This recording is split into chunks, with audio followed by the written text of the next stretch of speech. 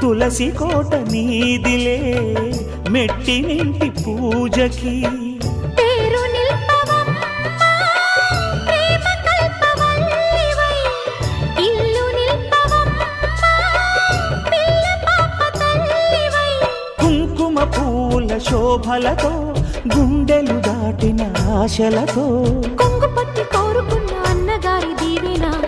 అదే చాలుగా చల్లరో చల్లరో జాజి పూల చంగడాలు మల్లెపూ బంతుల మంగళాలు